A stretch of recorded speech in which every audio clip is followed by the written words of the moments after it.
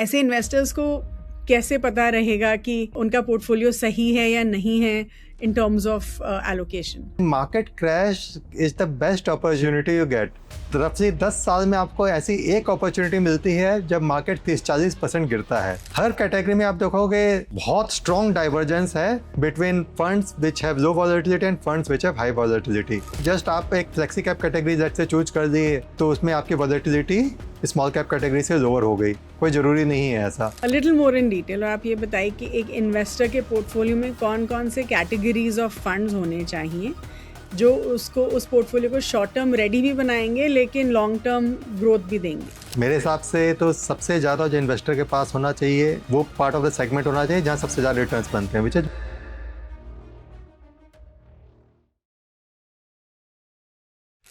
हम हमेशा long term portfolio की बात करते हैं। हम ये डिस्कस करते हैं कि हमें कैसे एक लॉन्ग टर्म पोर्टफोलियो डिज़ाइन करना चाहिए, लेकिन क्या इस होल प्रोसेस में are we ignoring short term volatility? Hello friends, मेरा नाम नम्रता अरोरा है। म्यूचुअल फंड की बात में हम ग्लोबल और Indian economic condition, commodity, stock market, mutual funds, इन सब के बारे में बात करते हैं। और आज हमारे इस एपिसोड में we have with us for the very first time mister Rohit Siksaria, जो सुंदरम एएमसी में फंड मैनेजर इक्विटी के रूप में काम कर रहे हैं और जैन 2017 से कंपनी के साथ जुड़े हुए हैं। मिस्टर रोहित के पास इक्विटी रिसर्च और फंड मैनेजमेंट में 20 सालों से ज़्यादा का एक्सपीरियंस है। अपने करियर के दौरान उन्होंने इंडिया फोकस फंड लॉन्च और मैनेज किया है और सिंगापुर और हांगकांग में प्रोग्रेस कैपिटल और मैच पॉइंट जैसे एशियन हेज फंड्स के साथ भी काम किया है। इससे पहले वो क्रिसिल अरवाना, एक रिसर्च सर्विसेज कंपनी के हेड भी रह चुके हैं। मिस्टर रोहित ने IIM अहमदाबाद से MBA किया है और वो institute of chartered accountant of India ICAI के रैंक होल्डिंग चार्टर्ड अकाउंटेंट के साथ साथ institute of company secretaries of India ICSI के कंपनी सेक्रेटरी भी है। फिलहाल वो Sundaram services fund, Sundaram small cap fund, Sundaram financial services opportunity fund और सुंदरम मल्टी फैक्टर फंड जैसे फंड्स मैनेज करते हैं।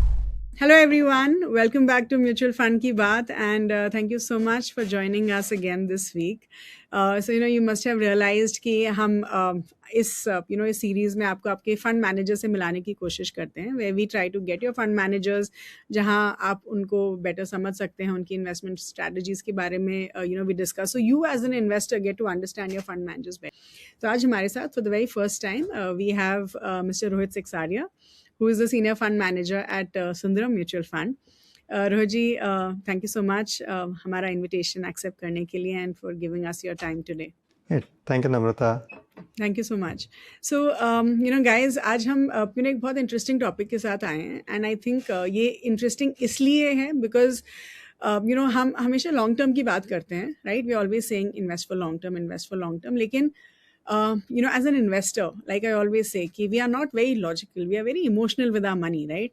और अगर कोई short term, falls आते हैं या फिर कुछ short term dip in our portfolio, तो हम बहुत stressed हो जाते हैं, right? So आज हम ये discuss करने वाले हैं कि आपका जो portfolio है, how ready is it for these short term falls without compromising on your long term returns, right? तो आज हम इसी aspect को थोड़ा deep dive करेंगे and of course रोहित जी हैं हमारे साथ to give us all the answers.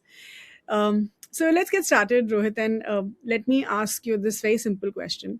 बहुत सारे investors like all of us हम लॉन्ग टर्म के लिए इन्वेस्ट करते हैं, सो वी नो कि हमारी ठीक है फाइनेंशियल गोल्स हैं और हमें 10 साल 15 साल 20 साल के लिए हम एक पर्टिकुलर पोर्टफोलियो क्रिएट कर रहे हैं, लेकिन जैसे ही मार्केट गिरता है, लेट्स से 10 से 15%, we start panicking, right? So help us understand कि ऐसा what makes a portfolio truly short term ready, right? तो ऐसा क्या हम देख सकते हैं अपने पोर्टफोलियो में विच टेल्स अस कि आपका पोर्टफोलियो शॉर्ट टर्म रेडी है without obviously compromising on the long term goals? Right Namrata. So portfolio, पहली बात तो कि जो इन्वेस्टर्स पैनिक करते हैं हर 10-15% फॉल में, तो मैं तो ये कहना चाहूँगा कि पहले तो उस एजुकेशन की ज़रूरत है कि equity markets are volatile by nature. तो वो शॉर्ट टर्म वॉलेटिलिटीज़ ही आएंगी और वो वॉलेटिलिटीज़ ही हैं जो अपॉर्चुनिटी देती है इन्वेस्टर्स को कुछ एक्स्ट्रा रिटर्न बनाने की। कि लॉन्गर टर्म में हम सब जानते हैं कि मार्केट्स अच्छा रिटर्न देता है, तो ऐसे करेक्शंस जो आते हैं 10-15%, वो अपॉर्चुनिटीज देते हैं कि उस टाइम पे अगर इन्वेस्ट करें तो कुछ एक्स्ट्रा रिटर्न बना सकें। तो जैसे एक SIP इन्वेस्टर है, वो कुछ उस वक्त एक स्टेप अप कर सके एसआईपी पे जब मार्केट्स गिरे हैं, तो उसका काफ़ी आपको डिसप्रोपोर्शनेट बेनिफिट देखने को मिलता है on a long term. Okay, वो रहा इन्वेस्टर साइड से। अब आते हैं अपने पोर्टफोलियो साइड से, हम इसको कैसे हैंडल करते हैं। हमारे पोर्टफोलियो साइड से आपको इसको हैंडल करने के लिए 2-3 तरह से होता है। एक होता है discipline in terms of building the portfolio itself. Okay, आज अब जब पोर्टफोलियो बिल्ड कर रहे हैं, तो अगर पोर्टफोलियो साउंड फंडामेंटल्स के बेसिस पे बिल्ड है, जहाँ स्टोरी स्टॉक्स जो हम बोलते हैं, जहाँ कहानी ज़्यादा है, अंडरलाइंग फंडामेंटल वीक है, उस तरह के नाम नहीं हैं, तो सिर्फ उससे एक आपकी वॉलेटिलिटी काफ़ी कम हो जाती है पोर्टफोलियो की। दूसरा होता है इन terms of discipline of sizing the position. आज जस्ट अगर कोई स्टॉक मुझे अच्छा लगता है या कोई सेक्टर मुझे अच्छा लगता है, उसमें कितना वेट जाना है, कितना ओवरवेट जाना है, वो उसका एक डिसिप्लिन बहुत ज़रूरी है। क्योंकि मार्केट सरप्राइज करता है, आपका जो पसंदीदा सेक्टर है वो सडनली अंडर परफॉर्म करने लग जाता है, और उस वक्त अगर आप डिसिप्लिन्ड वे में उसमें नहीं हो तो पोर्टफोलियो में बहुत ज़्यादा वॉलेटिलिटी आती है। तीसरा रहता है कि आपको अंडरलाइंग थीम्स में भी समझना पड़ता है उसकी वॉलेटिलिटी। देखिए, कुछ सेक्टर्स होते हैं जो अंडरलाइंग वॉलेटाइल ज़्यादा रहते हैं, जैसे आपके मेटल्स माइनिंग सेक्टर हो गया, केमिकल हो गया, ऑयल एंड गैस हो गया, जितने भी ग्लोबल कमोडिटी लिंक्ड सेक्टर्स हैं। तो उसका कितना प्रोपोर्शन आपके पोर्टफोलियो में है, उससे भी आपके पोर्टफोलियो वॉलेटिलिटी का डिसीजन होता है। तो इन सब का ध्यान रखते हुए आपका पोर्टफोलियो को आप शॉर्ट टर्म में मोर बैलेंस्ड बना सकते हो without sacrificing longer term returns. Okay, okay, fair enough. So Rohit ji, आप बहुत सारे different categories of funds manage करते हैं, small cap, consumption, financial services, multi asset. So let's say कि किसी के पास SIPs हैं in all these 4-5 funds, right? तो उनको कैसे पता चलेगा कि उनका पोर्टफोलियो जो है वो सडन मार्केट करेक्शन के लिए रेडी है? Like let's say if an investor is invested in your own funds, 5 of them, तो ओवरऑल पोर्टफोलियो को हम कैसे हैंडल करते हैं in a sudden market correction? तो उसमें तो as a fund manager in a sudden market corrections, very frankly मैं बहुत ज़्यादा रिएक्ट नहीं करता हूँ। ओके, क्योंकि पोर्टफोलियो आपके जो होते हैं, ऐसा नहीं होता है कि मैं आज अचानक से कुछ करके उसमें कुछ बहुत ज़्यादा वैल्यू ऐड कर पाऊँगा। It just at the time of building the portfolio, जब मैं पोर्टफोलियो बना रहा हूँ, उस वक्त पोर्टफोलियो उतना डिफेंसिव रहे, वो right mix of offensive stocks and defensive stocks रखना पड़ता है, जिससे कि पोर्टफोलियो आपका लॉन्ग टर्म रिटर्न्स भी दे without basically having very high short term volatility. Okay, लेकिन ऑन द लास्ट डे, मतलब जैसे आज की बात करें, आज मार्केट 2% गिरा, तो ऐसा नहीं है कि मैंने आज कुछ किया जिससे मैंने पोर्टफोलियो को बचा लिया गिरने से। Right. So basically you saying कि ऐसे इमीडिएट कॉल्स तो ऑब्वियसली नहीं लिए जाते हैं at fund management level, and ideally आपका पोर्टफोलियो रेडी होना चाहिए with defensive and offensive stocks, as you rightly said. Okay, so tell me something, एक इन्वेस्टर के पोर्टफोलियो में कितना कैश या कितना लिक्विड फंड एलोकेशन होना चाहिए along with their equity mutual fund portfolio, to जिससे कि उनका पोर्टफोलियो जो है शॉर्ट टर्म में भी वो शॉक्स अब्जॉर्ब कर पाए? एक्चुअली ये बहुत पर्सनल डिसीजन हो जाता है, क्योंकि इंडिविजुअल्स के रिस्क टॉलरेंस जो होता है वो बहुत डिफरेंट रहता है। इवन मैंने मेरे फ्रेंड ग्रुप में देखा है, अलग अलग लोगों का रिस्क टॉलरेंस बहुत डिफरेंट है जी। तो उस हिसाब से वो कैश कॉल्स, एक बेसिक कैश तो सबके पास होना चाहिए फॉर द इमरजेंसी रिक्वायरमेंट, वो आपका लिक्विड फंड या आर्बिट्राज फंड जैसे फंड्स में पार्क रहना चाहिए। बट बियॉन्ड दैट और कितना एक्स्ट्रा कैश कॉल रहे, वो बहुत पर्सनलाइज डिसीजन है, उसमें आप एक स्ट्रिक्ट फॉर्मूला नहीं लगा सकते हो। वो इन्वेस्टर का ओवरऑल कितना बड़ा पोर्टफोलियो है, उसका क्या रिस्क टॉलरेंस है, उसके बेसिस पे ही वो डिसीजन होगा। ओके, ओके, बट ऐसा कोई हाई लेवल थंब रूल नहीं है जो हम फॉलो कर सकते हैं? बिकॉज लेट्स से कि एक इन्वेस्टर के पास एडवाइजर नहीं है, राइट? तो फिर उनको एटलीस्ट मिनिमम कितना रखना चाहिए? नहीं, तो उसमें फिर यही आ जाता है ना कि आपका व्हाट्स योर एक्सपेक्टेड एक्सपेंसेस, वो और इमरजेंसी फंड कॉर्पस आपको कितना चाहिए, पहले तो वो हटाइए। उसके अलावा आप किस तरह के इन्वेस्टर हैं? आप डेडिकेटेड एसआईपी इन्वेस्टर हैं कि जो एसआईपी करना चाहते हैं, या आप चाहते हैं कि कुछ फंड आप लिक्विड कैश में रखें जो जब मार्केट गिरे, जब 10% फॉल आए तो उस वक्त आप मार्केट में डाल सकें as a lump sum. Okay, तो उस हिसाब से अगर आप वैसे इन्वेस्टर हैं तो आप let's say 60% of portfolio SIP में रखिए और बाकी 40% आप स्ट्रैटेजिकली टाइम करते रहिए, जब मार्केट आपको अपॉर्चुनिटी देता रहता है उस वक्त आप डालते रहिए। बट ये बहुत ज़्यादा पर्सनलाइज्ड होगा। मेरे ख्याल से आप इसको एक स्ट्रिक्ट फार्मूला वाइज नहीं बना सकते हो। Okay, okay. हमने स्टेप अप एसआईपीज के बारे में भी हम बहुत डिस्कस करते हैं, एंड आई थिंक आज के टाइम में स्टेप अप एसआईपीज लोगों को समझ में आती हैं, बहुत से इन्वेस्टर्स स्टेप अप करते हैं, राइट? लेकिन आप ये बताइए कि जब मार्केट्स वॉलेटाइल होती हैं तो क्या हमें अपने स्टेप अप एसआईपी को रोकना चाहिए, और या should be step up during volatile markets, या फिर वो भी एक गलती है? What do you think? नहीं, मेरे हिसाब से तो एक्चुअली मार्केट जब करेक्शन देता है वो अपॉर्चुनिटी होती है स्टेप अप करने के लिए। ओके, उस वक्त घबराना नहीं चाहिए। उस वक्त वो है टाइम होता है स्टेप अप करने के लिए, क्योंकि उस वक्त जो आपने पैसा डाला वो उतना आपको और एक्स्ट्रा रिटर्न्स प्रोवाइड करेगा over a longer term.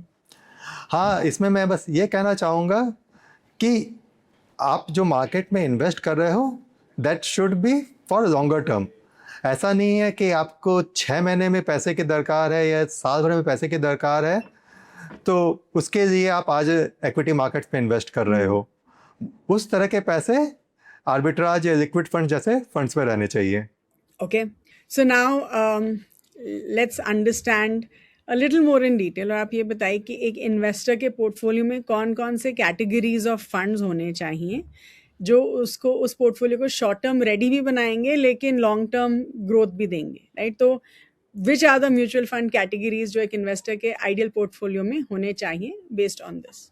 Actually category wise मेरा व्यू बहुत अलग है।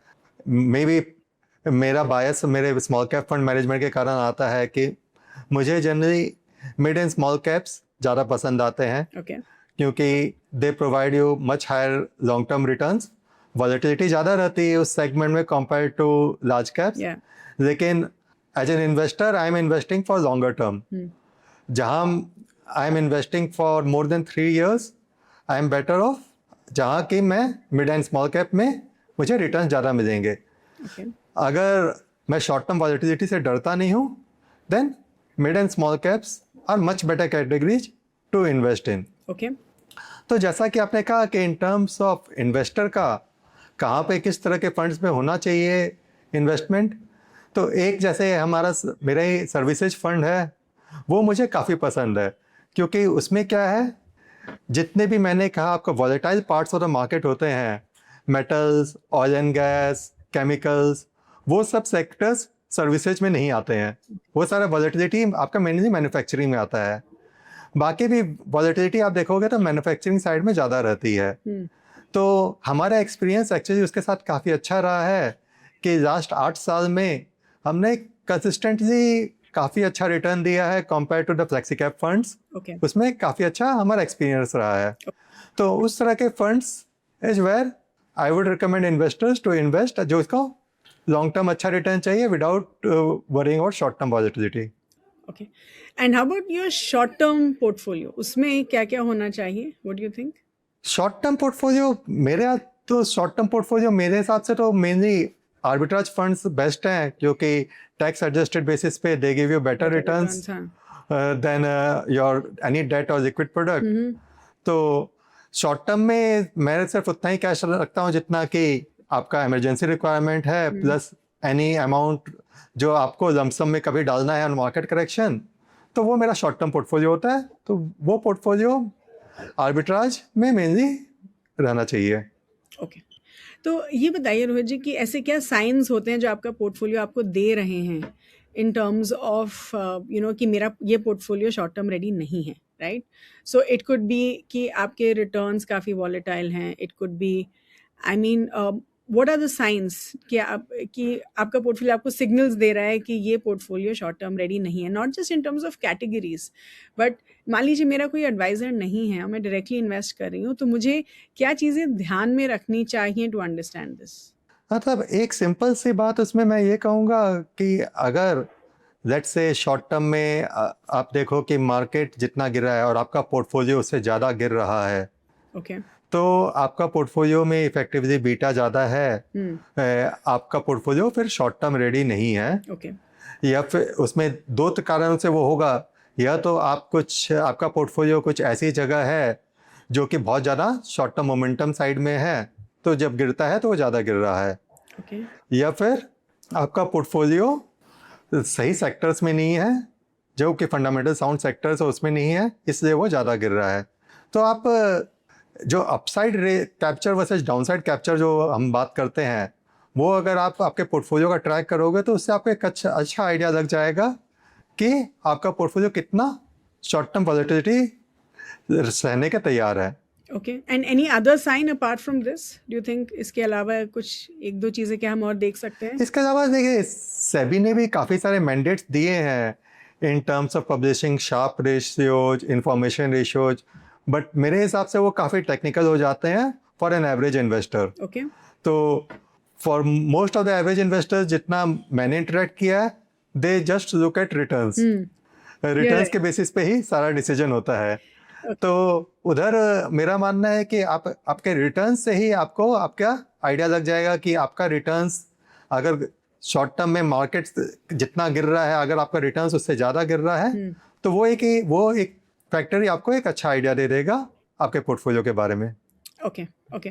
All right, so let's understand this कि आपकी पर्सनल एडवाइस क्या होगी टू एन इंडिविजुअल जो लेट्स से एक्विटी फंड्स में 4-5 साल से इन्वेस्ट कर रहे हैं। सो आई वुड से कि बहुत शॉर्ट टर्म भी नहीं है portfolio, not necessarily very long term, but 4-5 साल is a reasonable time frame, right?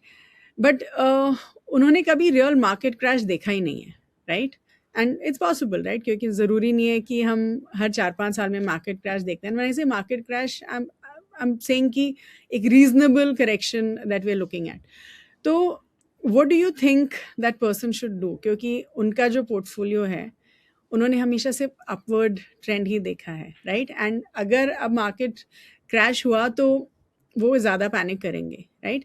I think जिन इन्वेस्टर्स ने कोविड के बाद इन्वेस्ट करना शुरू किया है, उनके लिए शायद अभी जो हम थोड़ा बहुत करेक्शन देख रहे हैं, probably the first big correction that they are seeing, right? ऐसे इन्वेस्टर्स को कैसे पता रहेगा कि उनको उनका पोर्टफोलियो सही है या नहीं है इन टर्म्स ऑफ एलोकेशन? एक्चुअली जब मार्केट क्रैश हो चुका है तब तक तो आप, और उसके बाद आपको डरने की क्या जरूरत है?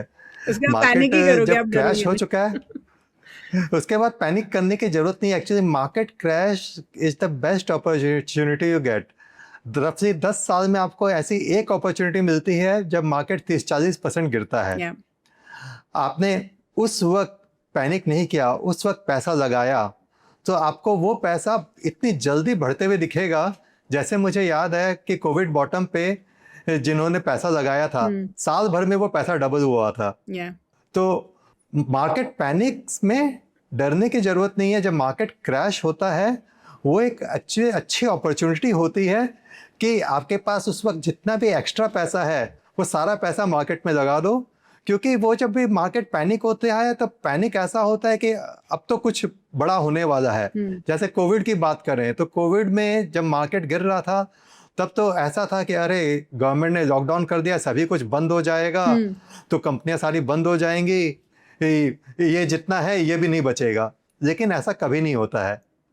मार्केट अपने इंडिया में तो पिछले समझ लीजिए 40-50 साल से है, यूएस में मार्केट 150 साल से है।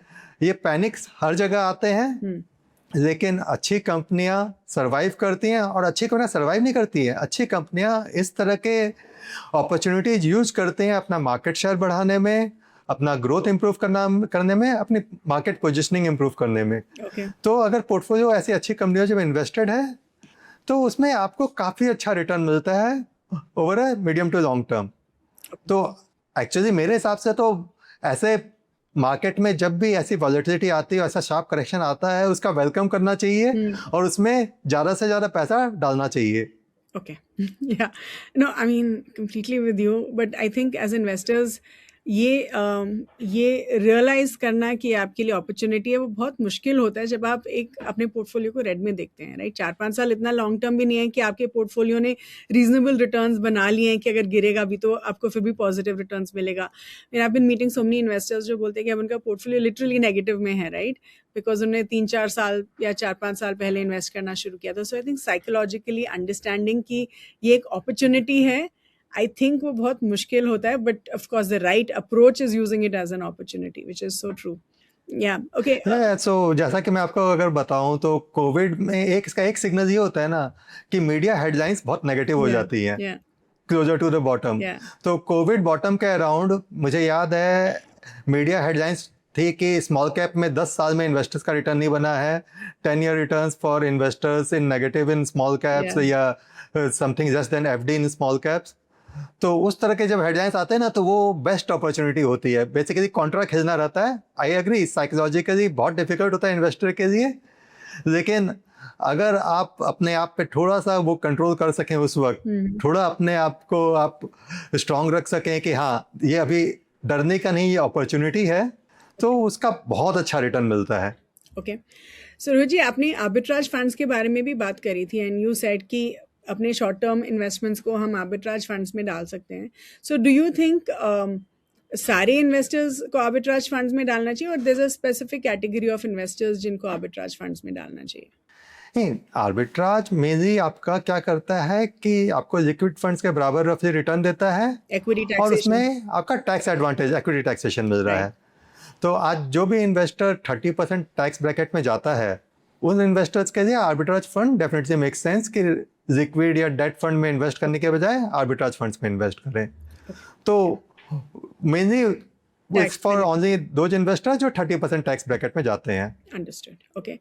नाउ ये भी बताइए रोहित जी कि सेक्टरल इन्वेस्टिंग कैसे प्ले आउट करेगा in a portfolio like this, because you know you spoke about the services sector and you said कि services उतना ज़्यादा volatile नहीं होते हैं compared to manufacturing, right?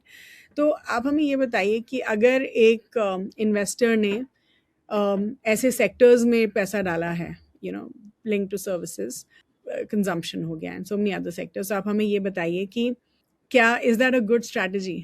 क्या वो हमारे, because I am asking you this question because generally जो सेक्टरल फंड्स होते हैं या आपका सेक्टर्स होते हैं जिसमें आप इन्वेस्ट करें वो लॉन्ग टर्म के लिए नहीं होते हैं, वो आइडियल होते हैं टाइमिंग द मार्केट के लिए, because every sector has a cycle, right? So उस सेक्टर्स के हिसाब से हमारा स्ट्रैटेजी क्या होना चाहिए? ओह, आई एग्री कि देखिए सेक्टरल फंड जो टिपिकली हम बात करते हैं वो सब सिंगल सेक्टर फंड्स होते हैं। ओके, फाइनेंशियल सर्विसेज फंड हो गए, फार्मा फंड हो गया, आईटी फंड्स हो गए।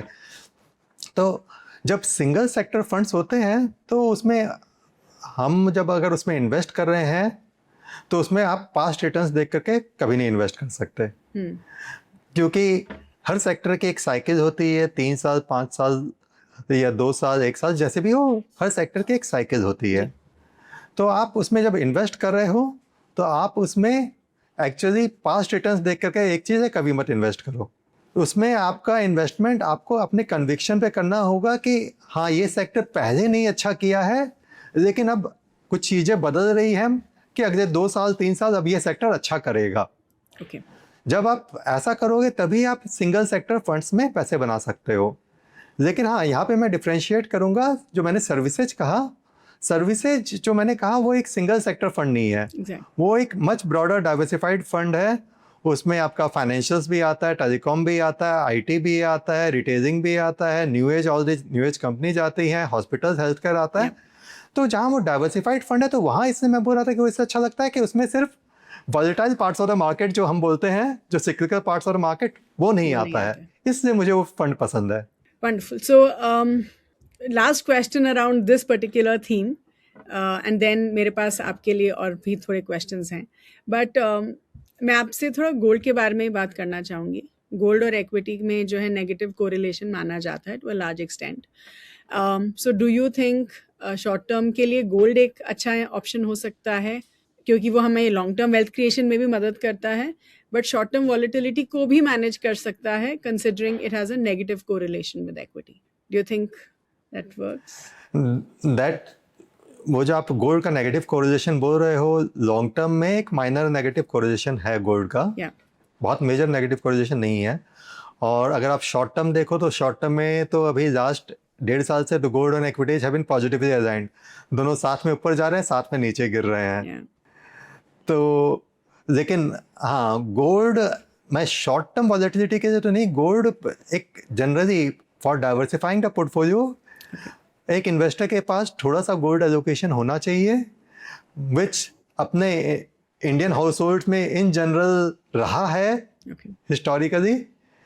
तो वो गोल्ड एलोकेशन आपको हेल्प करता है, क्योंकि गोल्ड जैसे आपने कहा कि लॉन्गर टर्म वेल्थ जनरेशन तो है ही, और उसके अलावा एक शॉर्ट टर्म वॉलेटिलिटी प्रोटेक्शन देता है।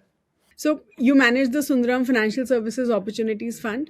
तो जब हम फाइनेंशियल सेक्टर की बात करते हैं रोहित जी, वो ऑब्वियसली काफ़ी ज़्यादा गिरता है at the time of correction, और रिकवरी भी ऑब्वियसली उसकी इस सेक्टर की जल्दी होती है। For a long term investor जिसने एक सेक्टरल फंड होल्ड करके रखा है, एक मेंटल फ्रेमवर्क क्या होना चाहिए? लेट्स से कि एक इन्वेस्टर है जिन्होंने आप ही के फाइनेंशियल सर्विसेज अपॉर्चुनिटी फंड में इन्वेस्ट किया है, एंड अगर मार्केट करेक्शन हो रहा है तो ये फंड जो है ऑब्वियसली ज़्यादा गिरेगा compare to the market, right? तो what should be the mental framework of that investor? क्या उनको एग्जिट कर देना चाहिए इस फंड से? वुड बी योर रिकमेंडेशन, और यू शुड से कि नहीं, होल्ड करके रखिए, ये फंड ऊपर जाएगा? What would be your recommendation for this? See, हर सेक्टर का एक अंडरलाइंग आर्गुमेंट होता है जिस बेसिस पे आप उसमें इन्वेस्टमेंट्स करते हो, right. तो और जिस बेसिस पे वो सेक्टर चलता है। right. आज जैसे फाइनेंशियल सर्विसेज आपने कहा कि राइटली वो मोर वॉलेटाइल सेक्टर है, जब बढ़ता है तो ज़्यादा बढ़ता है, गिरता है तो ज़्यादा गिरता है, लेकिन आपको समझना पड़ेगा वो गिर क्यों रहा है।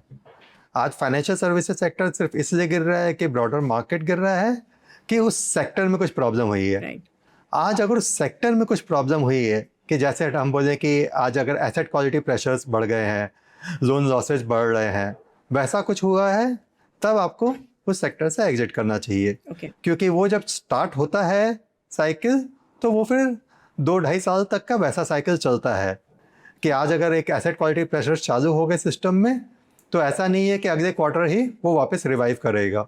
वो रफली वो आप मान के चलो वो 2-3 साल उस तरह की साइकिल चलती है। तो अगर वैसा कुछ है तब आपको एग्जिट करना चाहिए, लेकिन अगर वो सिर्फ इसलिए गिरा है क्योंकि मार्केट गिरा है और कोई फंडामेंटल कारण नहीं है, तो ऐसे में आपको डरना नहीं चाहिए। ऐसे में जब मार्केट वो रिबाउंड करेगा, वो वापस से आपका रिकूप कर जाएगा जितना गेन्स आपका लूज हुआ है। रोहित जी, आप एक और फंड मैनेज करते हैं। You recently launch the fund which is called Sundaram multi factor fund, which blends value, growth, momentum, quality, all the 4 factors. तो आप ये बताइए कि इन चारों में से ऐसा वो कौन सा एक फैक्टर है जो हमारे पोर्टफोलियो को प्रोटेक्ट करता है?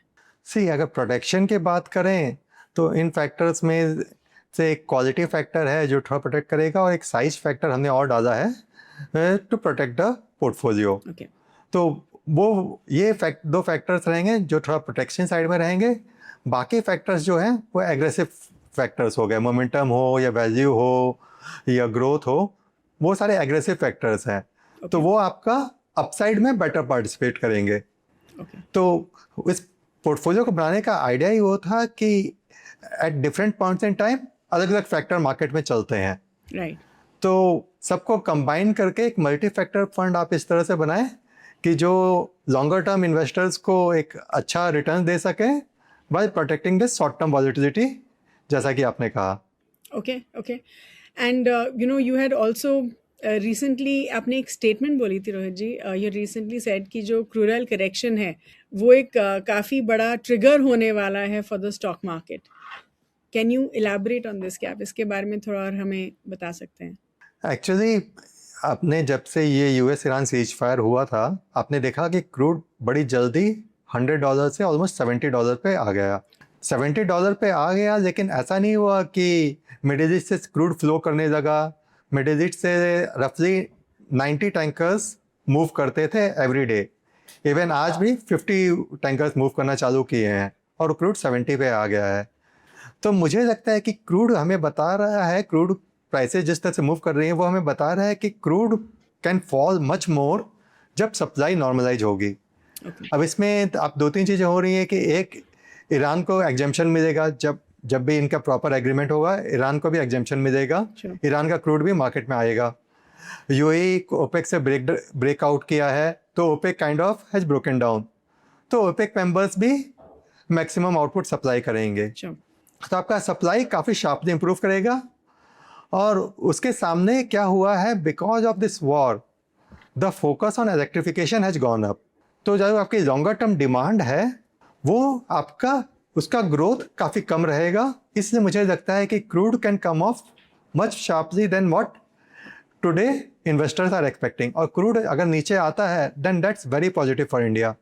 आपने देखा था कि 3 महीने जब क्रूड आपका $90-100 रहा, तो सारा मैक्रो नैरेटिव अगेंस्ट इंडिया चला गया कि India is very weak, government fiscal is weak, अपने जीसे किल्ड्स वेंट अप, अपनी करेंसी डेप्रिशिएटेड, सब everything according to me was linked to crude. और जैसे ही ये क्रूड अब नीचे आ रहा है, ये सारी चीज़ें इंडिया के फेवर में आ रही हैं। मुझे लगता है कि गवर्नमेंट ने जो 10 रुपये एक्साइज ड्यूटी कट किया था वो गवर्नमेंट अब वापस बढ़ा देगी, तो गवर्नमेंट जो फिस्कल डेफिसिट बढ़ने वाला था वो नहीं बढ़ेगा। Government fiscal will be in shape, government fiscal shape में रहेगा, तो अपने जीसे किल्ड्स जो हैं, जीसे किल्ड्स हैज़ ऑलरेडी मॉडरेटेड 7.15 तक चले गए थे, जो 6.7 पे आ गए हैं। तो वो G-sec yields will remain under check. और करेंसी तो मुझे लगता है कि it's now up to RBI, कि आरबीआई मुझे नहीं लगता है कि करेंसी जो डेप्रिशिएट किया है उसको ज़्यादा अप्रिशिएट करने देगी, लेकिन वो आरबीआई करेगी कि करेंसी एक स्टडी लेवल पे रहेगी, अराउंड दिस लेवल पे आरबीआई मेंटेन करेगी for next 2-3 years.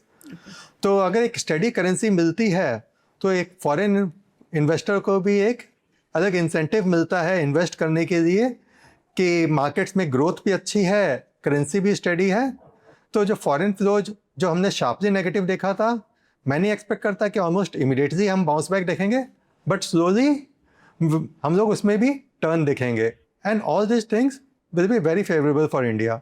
Together with that broader earnings growth भी इंडिया का एक्चुअली काफ़ी अच्छा एक्सपेक्टेड था। ये जस्ट क्या हुआ कि बीच में जो यूएस ईरान वॉर के कारण क्रूड ऑयल प्राइस बढ़ा और वॉलेटिलिटी आई, उस चक्कर में आपका हो सकता है Q1 Q2 रिजल्ट्स में थोड़ी वॉलेटिलिटी रहे, लेकिन हमारा एक्सपेक्टेशन है कि from second half of this year एक काफ़ी स्ट्रॉन्ग ग्रोथ हमें देखने मिलेगा इन अर्निंग्स, और उसके कारण भी मार्केट्स में अच्छे रिटर्न्स बनने चाहिए। Okay okay, cool. So I think अभी I move the next segment, जिसमें हम आपके पर्सनल इन्वेस्टमेंट्स के बारे में डिस्कस करेंगे।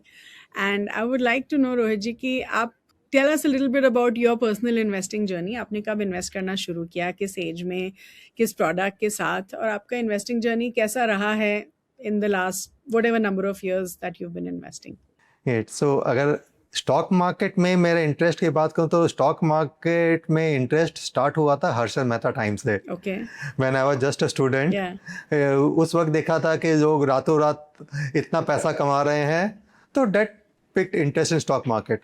इन hindsight wrong reason to be interested in stock market, लेकिन हाँ एज अ किड वो एक इंटरेस्ट उस वक्त जगह था, जो इंटरेस्ट वो कंटिन्यू रहा। Even when I did my CA and MBA, उसके बाद भी वो इंटरेस्ट कंटिन्यू रहा। तो पूरा करियर स्टॉक मार्केट्स में बिताया है। हैव ट्राइड माय हैंड्स, लोग जैसे टिप पे इन्वेस्ट करते हैं, but starting of my journey मैंने भी किया था। मैंने रियलाइज़ किया मेरे लिए वर्क नहीं करता है, जितना पैसा बनाता हूँ उतना खो भी देता हूँ, तो मेरे लिए वर्क नहीं करता है। फिर मैंने आपका एक मॉडल बेस्ड इन्वेस्टिंग भी ट्राई किया था, बट मॉडल बेस्ड इन्वेस्टिंग मैंने रियलाइज़ किया कि काफ़ी वॉलेटाइल रहता है। In good times it works well, but in bad times उसमें आपका काफ़ी रिटर्न्स निकल भी जाता है। तो what I realised over after 20-25 years in markets is what works for me is simple long term bottom up investing. तो अभी मेरा पोर्टफोलियो फिर इसी उस तरह से अलाइंड है। मेरा पोर्टफोलियो कंप्लीटली मेरे ही फंड्स में है। जैसा मैंने कहा, मेरे सर्विसेज फंड, मेरे स्मॉल कैप फंड, मेरे फाइनेंशियल सर्विसेज फंड, इसमें मेरा मोस्ट ऑफ द पोर्टफोलियो। और अब तो जैसे सेबी का skin in the game rules भी आ गया है, लेकिन उसके पहले से भी मेरा पोर्टफोलियो पूरा मेरे ही फंड्स में था।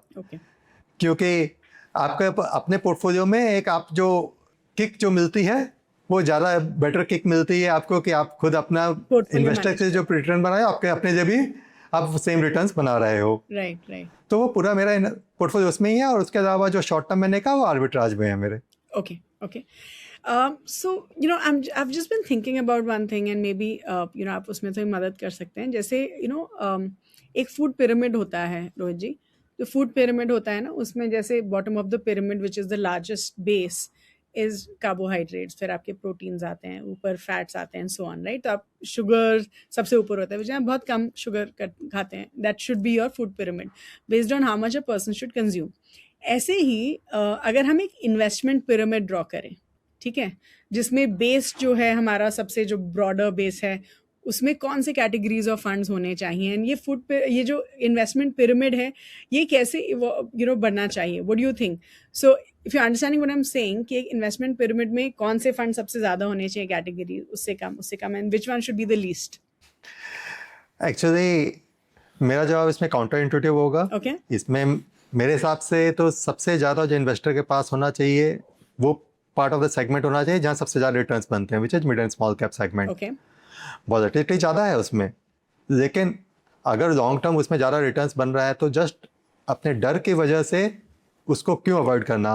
वो हमारे डर को हमें अपने आप पे कंट्रोल करना है. हम अननेसेसरी उस रिटर्न्स को सेक्रीफाइस कर रहे हैं अपने डर की वजह से. तो सबसे हाईएस्ट एलोकेशन मेरे हिसाब से mid and small cap space में होना चाहिए. उसके बाद आपके पास आता है जो flexi cap multi cap space, उसमें होना चाहिए, और फिर आपका लार्ज कैप, और लास्टली जो शॉर्ट टर्म नेचर है जो आर्बिट्राज में, उसमें होना चाहिए. Okay. So that is how you would categorise all the completely return based. completely return based. So I think वो हम आप जहाँ ज़्यादा रिटर्न वहाँ पे ज़्यादा इन्वेस्टमेंट होना चाहिए. ओके. और अगर हम रिस्क रिटर्न दोनों को कंसिडर करें तो, because I think you and I understand this कि हमें शायद रिटर्न ज़्यादा इंपॉर्टेंट है, लेकिन आई थिंक हर इन्वेस्टर के लिए रिस्क भी इम्पॉर्टेंट होता है. सो अगर हम रिस्क रिटर्न के पर्सपेक्टिव से देखें, then what do you think would be the base? Actually risk return के पर्सपेक्टिव से मैं कहूँगा कि कैटेगरी से फर्क नहीं पड़ेगा. फिर आपको फंड बेटर वे में चूज करना पड़ेगा. हर कैटेगरी में आप देखोगे बहुत स्ट्रॉन्ग डाइवर्जेंस है between funds which have low volatility end funds which have high volatility. तो आप उस हिसाब से उस कैटेगरी में आप लोअर वॉलेटिलिटी फंड्स चूज कर सकते हो, जो कि आपका दूसरे कैटेगरी की वॉलेटिलिटी से फिर भी आपको कम रहेगा वॉलेटिलिटी, और रिटर्न्स अच्छे देगा. तो ऐसा नहीं है कि जस्ट आप एक फ्लेक्सी कैप कैटेगरी जेट से चूज कर दिए तो उसमें आपकी वॉलेटिलिटी स्मॉल कैप कैटेगरी से लोअर हो गई. कोई ज़रूरी नहीं है ऐसा. Okay. So when we look at risk return, when we look at all this, अब हमें ये सिंपल से बताइए कि अगर एक इन्वेस्टर को अपने लिए एक म्यूचुअल फंड सेलेक्ट करना है तो उनको क्या क्या पैरामीटर्स देखने चाहिए, right? You said return generally हर इन्वेस्टर देखता है, which I agree, and obviously हम पास्ट रिटर्न्स देखते हैं, लेकिन obviously I would want to believe कि हर इन्वेस्टर सिर्फ पिछला 1-2 साल के रिटर्न के बेसिस पे इन्वेस्ट नहीं कर रहा है. I hope they are looking at longer returns, past returns. लेकिन और क्या चीज़ें हम देख सकते हैं to select that ideal mutual fund for myself? एक जैसे मैंने कहा था कि up capture down capture ratio, वो एक काफ़ी स्ट्रॉन्ग सिग्नल रहता है कि फंड मैनेजर कैसे मैनेज कर रहा है. वो आपका बहुत शॉर्ट टर्म ऑप्टिमाइज भी हो जाएगा अगर डाउन कैप्चर बेटर है. तो up capture down capture ratio investor को एक काफ़ी अच्छा सिग्नल देगा कि जो रिटर्न्स आए हैं वो कैसे आए हैं. दूसरा, इन्वेस्टर सेग्रीगेट कर सकता है returns in good times of the market and returns in tough times of the market. तो good times of the market, अगर कोई फंड है जो अच्छा रिटर्न दिया है और टफ टाइम्स में उसने कुछ शार्प ड्रॉडाउन्स देखे हैं, तो उस फंड की फिर वॉलेटिलिटी ज़्यादा है, तो इन्वेस्टर उस तरह के फंड्स अवॉइड कर सकता है. लेकिन जो फंड्स आपके टफ टाइम्स में भी अच्छा परफॉर्म कर रहे हैं और लेट्स से गुड टाइम्स में उतना अच्छा नहीं किए, but overall over a longer term they give you a much smoother much better journey, तो उस तरह के फंड्स इन्वेस्टर कंसिडर कर सकता है अगर इन्वेस्टर को अपना शॉर्ट टर्म वॉलेटिलिटी मैनेज करना है और long term returns still generate करना है. तो okay. So I call that consistency of returns. तो मैं हमेशा बोलती हूँ कि एक फंड कितना कंसिस्टेंटली परफॉर्म किया है at least over a 5 year period, which means कि अगर मार्केट गिरी तो आपका फंड मार्केट से ज़्यादा गिरा या कम गिरा, मार्केट ऊपर गई तो आपका फंड मार्केट से ज़्यादा ऊपर गया या उससे कम ऊपर गया. So these are the parameters that you look at return perspective से भी. right? Because I think consistency बहुत ज़रूरी होती है एक fund में, and if a fund can give you that, then great. Yeah. Just one last question before we move on to the last segment of our conversation. तो रोहित जी ये बताइए कि आपने ऐसे क्या गलतियां करी हैं एज एन इन्वेस्टर, एंड उन गलतियों से व्हाट आर योर लर्निंग्स जो आप हमारे व्यूअर्स को पास ऑन करना चाहेंगे? मैंने जैसे कहा कि मार्केट में गलतियां कर करके सीखे हैं। Yeah. तो जैसे मैंने कहा कि when I started my journey in markets, मैं भी जो लोग टिप्स वगैरह देते हैं उसमें इन्वेस्ट करता था, but then I realize it doesn't work for me. तो मार्केट्स में मेरा मानना है पैसे बनाने के बहुत तरीके हैं, 10 जन 10 अलग तरीके से पैसे बना रहे हैं। Sure. आपको फिगर आउट करना पड़ेगा आपके लिए क्या तरीका है जो वर्क करता है। Okay. जो तरीका आपके लिए वर्क करता है आप उस पर स्टिक रहिए, आप दूसरों को कॉपी करने की कोशिश मत कीजिए। Okay. तो वो मेरे हिसाब से एक बहुत इम्पोर्टेंट चीज़ है। मार्केट्स में अपना स्ट्रेंथ आइडेंटिफाई करना है मार्केट में, और उस पर फिर टिके रहना है। All right. Okay. Wonderful. So, last segment, इसको हम rapid fire segment बोलते हैं. We've recently introduced this, जिसमें मैं आपसे कुछ सवाल पूछूंगी and we'll get quick answers from you. ठीक है? Okay. So let's start. And I have a few questions, few rapid fire questions for you. Cash or equity during uncertainty? Equity. Equity. Okay. Emergency fund before starting your SIP? Yes, no? Yes. Okay. Safety first. Okay. And if you have the need to elaborate on any of the questions, please feel free to do it. Okay? Okay. What's more dangerous, panic selling or not investing? Selling or not investing? Actually, both are equally dangerous. I would say panic selling is more dangerous. Regret is much higher there. Okay. Fair enough. Okay. जितने भी long term investors होते हैं, क्या उनको cash रखना चाहिए? Cash आपको थोड़ा तो रखना ही पड़ेगा for your emergency requirements, for few months of your expenses. उतना कैश तो आपको रखना ही पड़ेगा, उतना कैश आपको रखना चाहिए। Okay. हाँ, उसके बियॉन्ड आपको कितना कैश रखना है वो आपके इन्वेस्टमेंट स्टाइल पर है। Let's say emergency fund is sorted, फिर क्या हमारा 100% इन्वेस्टमेंट एक्विटी में होना चाहिए? Is it a good idea? 100% investment equity में आप रख सकते हो अगर आप वॉलेटिलिटी से डरते नहीं हो। Okay. और दूसरा है कि अगर आपको लगता है कि आप मार्केट को बेटर टाइम कर सकते हो, जब करेक्शन आता है उस वक्त आप एक लमसम इन्वेस्ट कर सकते हो, तब आप थोड़ा कैश आप अलग रख सकते हो जो कि आप वॉलेटाइल टाइम्स पे आप डिप्लॉय कर सकते हो। Okay. Debt funds या fixed deposit for your short term goals? I would say arbitrage funds. It's more tax efficient than both of them. Okay. Instant liquidity के लिए what is better? Instant liquidity, would it be fixed deposit or would it be arbitrage funds? Instant securities fixed deposit, arbitrage में T+2 पे पैसे मिलते हैं। Instant security आपको same day चाहिए तो वो आपको फिक्स्ड डिपॉजिट से मिलेगी। Okay. Ideal emergency fund कितने महीने का होना चाहिए? 3 months, 6 months, 12 months? What's your take? Again very individual dependent, Okay. Very individual dependent, किसका कितना रिस्क टॉलरेंस है उस पे होगा ये, Okay. तो very difficult to say that. Okay. एक जो लॉन्ग टर्म पोर्टफोलियो है, क्या वो लिक्विडिटी को इग्नोर कर सकता है? लॉन्ग टर्म पोर्टफोलियो अगर रियल लॉन्ग टर्म है वो लिक्विडिटी को इग्नोर कर सकता है फॉर शॉर्ट टर्म, बट हाँ उसमें लेकिन आपको ये देखना पड़ेगा, आपको आइडिया होनी चाहिए कि जब आपको लिक्विडिटी चाहिएगी 5 साल बाद 10 साल बाद, तब वो लिक्विडिटी आपको कहाँ से मिलेगी। Okay. तो you need to be aware of it कि आप अगर आप लिक्विड इन्वेस्टमेंट कर रहे हो तो जब आप उसको एग्जिट करने चाहोगे उसे आप कैसे एग्जिट करोगे, आपको कहाँ से लिक्विडिटी मिलेगी। जब तक आपको ब्रॉड कॉन्फिडेंस है उसमें, आप लॉन्ग टर्म लिक्विड इन्वेस्टमेंट कर सकते हो। Okay. Okay. Gold, is it a safety net या return booster?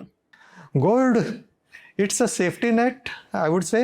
Okay. रिटर्न्स आप लॉन्गर टर्म देखोगे तो लॉन्गर टर्म रिटर्न्स गोल्ड के आपके 8% रहे हैं, तो लॉन्ग टर्म रिटर्न्स उतने ही आएंगे। इट्स जस्ट दैट कि गोल्ड बिंग अ कमोडिटी, वो रिटर्न्स आपके एक साथ में जब आते हैं तब लगता है कि gold is a return booster, लेकिन उसके बाद there are 3-4 years when gold doesn't give any return at all. Okay. Okay. More diversification always means better protection. True or false? More diversification, no, false. Just diversification by itself doesn't give you protection. just your portfolio itself in right stocks may give you better protection. Okay, okay. Emergency funds are an investment. Is it a myth or a fact? Emergency funds should not be an investment. Emergency by nature, by name of it, it's emergency funds. तो आप उसको FD arbitrage उस तरह कोई product में डाल रहे हो तो हाँ ठीक है, एकदम आइडल कैश नहीं पड़ा है, उस पर आप 6-7% रिटर्न जनरेट कर रहे हो, but that's not what I call investment. That's still a safety net only for me. Okay, wonderful. That was about it. Rohit ji, thank you so much for your time. I think बहुत ज़्यादा सवाल पूछे मैंने आपसे and I really tried to dig deep into getting your perspective. So thank you so much for bearing with me and for giving us all your wonderful answers. But I'm sure इस episode के बाद हमारे जो viewers हैं वो definitely I think ज़्यादा ready होंगे अपने लॉन्ग टर्म पोर्टफोलियो को मैनेज करने के लिए from short term volatility. So thank you so much for your time again. That was such a wonderful conversation with Mr. Rohit. I'm sure आप सबको बहुत कुछ सीखने के लिए मिला होगा. And like I always say कि हम आपको आपके फंड मैनेजर्स को बेहतर जानने में, बेहतर समझने में मदद करते हैं थ्रू म्यूचुअल फंड की बात. तो चलिए आज जो भी हमने पॉइंट्स उनके साथ डिस्कस किए मैं आपके लिए समराइज कर देती हूँ. सो मिस्टर रोहित जो हैं, ही handles multiple funds across small cap, multi asset, financial services, consumption and so on. तो हमने उनसे पूछा कि अगर एक इन्वेस्टर ने 4 या 5 फंड्स इन्हीं फंड्स में SIPs करी हैं तो क्या उनका पोर्टफोलियो शॉर्ट टर्म वॉलेटिलिटी के लिए रेडी है. सो मिस्टर रोहित सेज कि एक इन्वेस्टर का अगर हम पोर्टफोलियो देखें तो उसमें ग्रोथ अप्रोच भी होनी चाहिए और डिफेंसिव अप्रोच भी होनी चाहिए. आपकी जो ग्रोथ अप्रोच है वो आपको बेटर ग्रोथ अपॉर्चुनिटीज़ प्रोवाइड करेगा for your long term portfolio, और जो आपका defensive side of the portfolio है वो आपकी मदद करेगा to protect your portfolio during market correction. आपका पोर्टफोलियो उतना नहीं गिरेगा जितना मार्केट करेक्ट होगा. फिर हमने मिस्टर रोहित से पूछा कि जो हेज फंड्स होते हैं वो अपने रिस्क को, अपने शॉर्ट टर्म रिस्क को कैसे कम करते हैं, और म्यूचुअल फंड्स जो हैं या म्यूचुअल फंड इन्वेस्टर्स जो हैं वो क्या उनसे सीख के अपने शॉर्ट टर्म पोर्टफोलियो का रिस्क कम कर सकते हैं. तो मिस्टर रोहित सेज कि जो हेज फंड्स होते हैं उनका जो the whole ethos of investing is reducing the risk.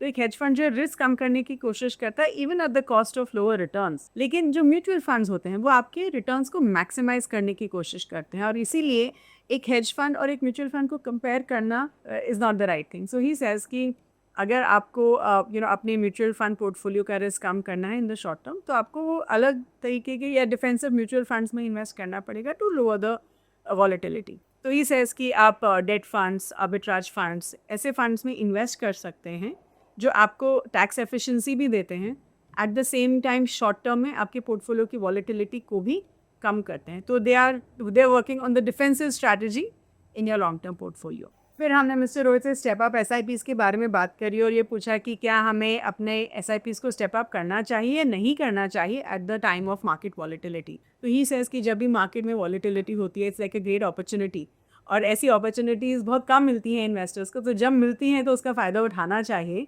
और ज़्यादा इन्वेस्ट करना चाहिए. स्टेप अप कर सकते हैं तो प्लीज़ अपने SIPs को स्टेप अप करना चाहिए at a time like this जब मार्केट करेक्शन हो रहा है. ही सेज कि शॉर्ट टर्म वॉलेटिलिटी मैनेज करने के लिए as I said arbitrage funds एक बहुत अच्छी स्ट्रैटेजी मानी जाती है. So you can just put some money in arbitrage funds, लेकिन आपका जो स्टेप अप SIP है वो डेफिनेटली करना चाहिए टू ड्यूरिंग मार्केट करेक्शन. फिर हमने मिस्टर रोहित से ये पूछा कि ऐसे 2 या 3 साइंस क्या हो सकते हैं जो हमें बताते हैं कि हमारा म्यूचुअल फंड पोर्टफोलियो जो है शॉर्ट टर्म रेडी या मार्केट करेक्शन के लिए रेडी नहीं है. सो मिस्टर रोहित सेज कि एक जो बहुत अच्छा पैरामीटर है जो आप देख सकते हैं वो ये है कि जब मार्केट्स हेविली गिरते हैं तब आपका पोर्टफोलियो क्या मार्केट से ज़्यादा गिरा है. That in itself is a sign. He also says कि ये भी हो सकता है कि आपने सही सेक्टर्स में इन्वेस्ट नहीं किया है because of which your fund has fallen more. He also says कि आपको अपवर्ड और डाउनवर्ड कैप्चर रेशियोज भी देखने चाहिए which is a good indicator for this particular thing. फिर हमने मिस्टर रोहित से पूछा कि गोल्ड क्या एक अच्छा इन्वेस्टमेंट माना जा सकता है to manage short term volatility. And mister Rohit says कि गोल्ड और एक्विटी शॉर्ट टर्म में जो है ऑलमोस्ट सेम डायरेक्शन में ही चलते हैं. सो may not be the case, but he also says कि गोल्ड एक बहुत अच्छा डाइवर्सिफायर है इन योर पोर्टफोलियो जो आपको लॉन्ग टर्म में ग्रोथ देगा और शॉर्ट टर्म में it will manage your volatility. फिर हमने मिस्टर रोहित से उनकी पर्सनल इन्वेस्टिंग जर्नी के बारे में पूछा and how he invest. So he says कि उन्होंने उनका जो एक्विटी में इंटरेस्ट है वो शुरू हुआ था during the Harshad Mehta times, and probably not a great time to start your investing journey. उसके बाद ही रियलाइज़ कि उन्होंने काफ़ी ज़्यादा रिस्क लिए विद हिज इन्वेस्टमेंट्स. उन्होंने मॉडल बेस्ड इन्वेस्टिंग भी किया जो इनिशियली जिसमें उनके काफ़ी पैसे बने लेकिन उसमें काफ़ी पैसे डूबे भी. सो ही सेज कि मॉडल बेस्ड इन्वेस्टिंग तब तो अच्छा करता है जब मार्केट अच्छा कर रही होती है, लेकिन जब मार्केट बुरा करती है तो वो भी you tend to lose a lot of money. तो उसके बाद से उन्होंने ही stuck to the normal long term approach. वही सेज कि वो SIPs करते हैं, लॉन्ग टर्म के लिए इन्वेस्ट करते हैं, एक डाइवर्सिफाइड पोर्टफोलियो उन्होंने बनाया है.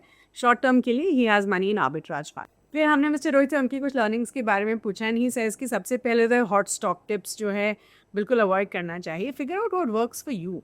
दूसरों को कॉपी करने की ज़रूरत नहीं है बिकॉज हर इन्वेस्टर का इन्वेस्टमेंट स्ट्रैटेजी फिलॉसफी अलग होता है. तो फिगर आउट आपके लिए क्या काम कर रहा है उसके हिसाब से इन्वेस्ट करिए. ही ऑल्सो सेज कि लॉन्ग टर्म के लिए इन्वेस्ट करना is very very important. He also says कि ऐसे फंड्स को अवॉइड करना चाहिए जो बुल मार्केट में तो बहुत अच्छे रिटर्न्स देते हैं लेकिन बेयर मार्केट्स में वो बहुत ज़्यादा गिरते हैं. So you should avoid these funds. So basically he says कि consistency of returns is very important. तो ऐसे फंड्स देखिए जो बेयर मार्केट से कम गिर रहे हैं, बुल मार्केट में आपको डिसेंट रिटर्न्स दे रही हैं. So that was about in this particular episode. Thank you so much for watching. I do hope आप सबको बहुत कुछ सीखने के लिए मिला हो. Please like this video, share it with everyone, and please do subscribe to the Grow Mutual Fund channel, which is called Mutual Funds with Grow. Thank you so much for watching.